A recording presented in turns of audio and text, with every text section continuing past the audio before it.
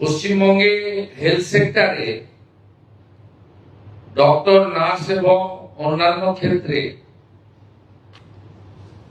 এখানেও স্যাংশন পোস্টের তুলনায় রিক্রুটমেন্ট মাত্র 53%।